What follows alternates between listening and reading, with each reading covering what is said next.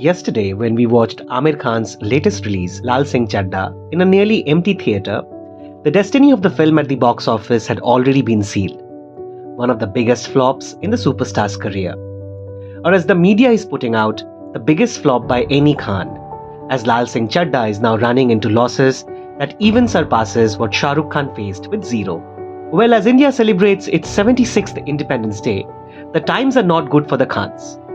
Shah Rukh Khan has been struggling to get back into his groove for some time now. Salman has always been popular among certain sections and discarded by the others. But this massive failure of brand Aamir Khan that has conjured the winning combination of blockbusters appeasing the Indian middle class sentimentality for years is jarring to say the least.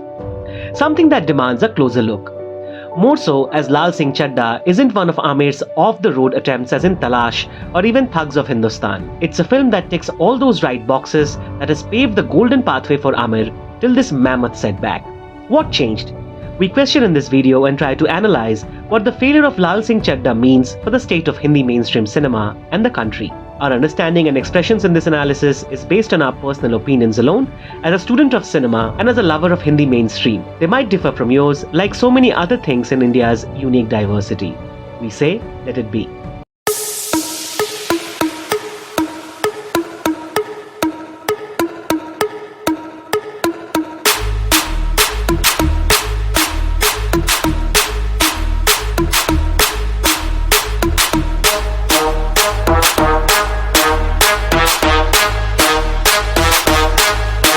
You see how we had to put out the disclaimer that varying opinions are to be treated as matter of facts, without looking for vested interests. That's the state of affairs today, as expressions are to run with sufficient insurance now. Incidentally, Laal Singh Chaddha comes up with one of the longest disclaimers in scriptwriter Atul Kulkarni's voice that we have heard in Indian films. The makers try their best to safeguard themselves from hurting the viewer's sentiment. But unfortunately, that hardly helps, as Laal Singh Chaddha faces colossal boycotts from the time of its teaser release, way before the content is even available for the audience to be heard. The actual content is too safe, we would have to say, far devoid of political connotations than its original, as expected from an ambitious project in today's India. But the boycott still trended due to old comments by Aamir or Kareena, their personal choices in life, or certain previous projects that might have hurt sentiments of particular sections of the society. But are these boycott trends really that powerful to impact an event film like Laal Singh Chaddha?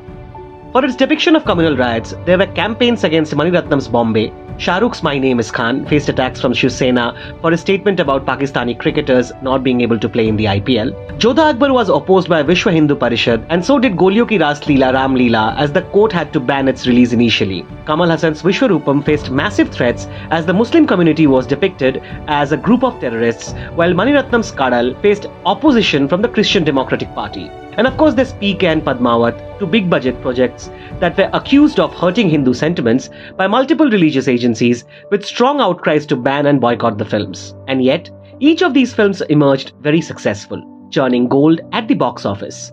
Perhaps Aamir expected the same fate for Laal Singh Chaddha, as we understand how overambitious were his terms while dealing with Netflix about the OTT rights of the film.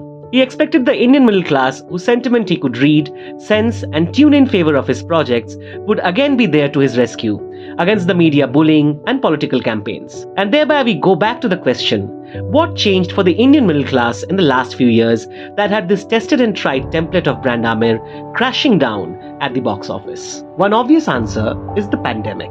The economic impact of it and the gap in theatrical releases that got Aamir's target audience accustomed to the OTT mode of content intake. As experts seem to say that the changed audience only prefers to step out of the house for larger-than-life spectacles.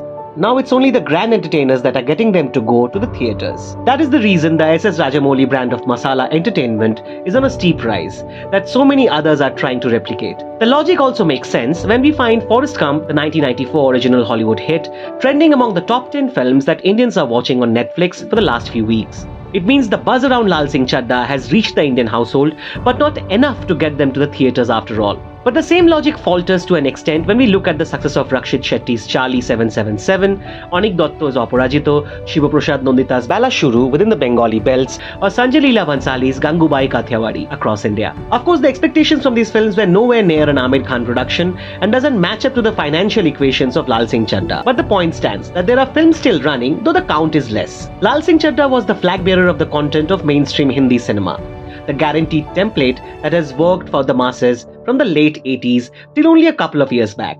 It is exactly the kind of movie that would have broken many records 5-10 years back, riding high on Aamir's magnetic appeal on the middle class, and with its enormous failure, here we are, perhaps at the end of that brand of entertainment. To understand what changed now, let us first try to understand what changed then for Hindi cinema, that is in the late 80s and early 90s, when the Rajshri production kind of family entertainers evolved from the niche hits like in Nadiya Ke Paar or Aakhiyon Ke Jharokon Se to all-time blockbusters like Hum Aapke Hain Kaun or Maine Pyar Kiya. The angry young man template synonymous to Amitabh Bachchan that had ruled the box office from the early 70s to the late 80s was gradually fading out as in India on the verge of the 90s liberalization emerged. The black days of the emergency were also fading out from the collective memory of the middle class, and there came the three Khans with their casual heroism, nonchalant appeal, and the burst of young energy immediately capturing the pulse of the mass. It was in India when secular wasn't considered derogatory, and as critic Raja Sen puts, the Khanness of the Khans was entirely incidental for the common householder. And then came the bubble breaker, the immense restlessness of the post-liberalization that hit the Indian middle class post-millennium, as Professor Leela Fernandes expresses in her book India's New Middle Class. Our democratic anxieties starting to pile up once again like in the 70s, and this time channeled through two distinct voices. The Hindu majoritarian voice emerged, strategically establishing the Muslim other as the problem, diverting attention from other major post-liberalization crises of India. And the second voice was that of the anti-politics, pioneered by Anna Hazare in his anti-corruption movement and eventually merging into the birth of Aam Aadmi Party. The idea was that of a typical middle-class vision that considers politics to be the cradle of all conflicts, corruption and divisions, and looking for a new India that can thrive on the basis of technical expertise, individual enterprises, and rediscovered honesty and integrity. In the 8 years between Rang De Basanti in 2006 to PK in 2014, Aamir Khan strategically positioned himself as the prophet of this voice for the middle class, whether being the teacher with parental guidance in Tare Zameen Par, the student striving for real education in Three Idiots, or the vehicle of public aspirations and outrages in the talk show Satyamev Jayate, or his real-life support to Anna Hazare's movement. It is this anti-politics that led a bunch of young privileged men to murder the corrupt politician so as to salvage the nation in Rang De Basanti. It is this same world of institutional reform that worked in favor of the Aamir Hirani ventures of Three Idiots or PK, as Rajkumar Hirani, another messenger of the same voice, continued his individual reformist legacies from the Munna Bhai films. But guess what? The middle class that Aamir was celebrating in his films or his talk show is the same group of people typically unaware of the caste politics of remote India and significantly indifferent to it, while at the same time benefiting the most of such inhuman divisions. It is the middle class whose interests were best served in the capitalist accumulations and consumerist expansions of India post the 90s, while Aamir was seducing them through his comforting progressivism all these years. The spell was broken the moment the same man spoke about rising intolerance in the country. The anti-politics voice that one thought to be a parallel of the Hindu majoritarian voice was found out to be a subset of the latter, as the former was only a surface-level moralistic stand as against the deep-rooted fundamental apathies.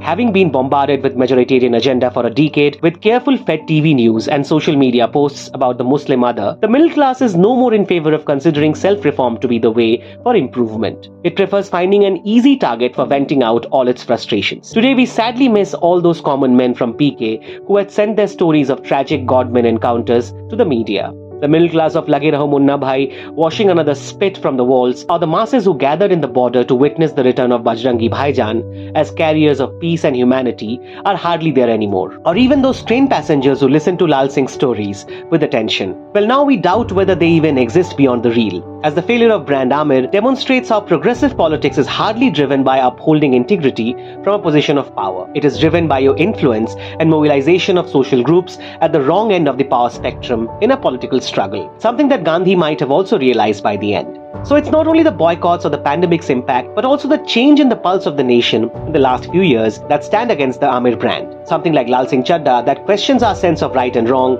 demands for individual self-reform, won't appease the audience anymore. With loaded machine guns in both hands like Rocky Bhai, we are now a generation of angry audience firing at virtual enemies all day in our self-created KGF. That still we eventually realize how we have been firing at each other all along. Laal Singh Chaddha's simplistic morals need to wait till then, and maybe we will get back to him sometime in the future. That is all from us today. Thank you for watching.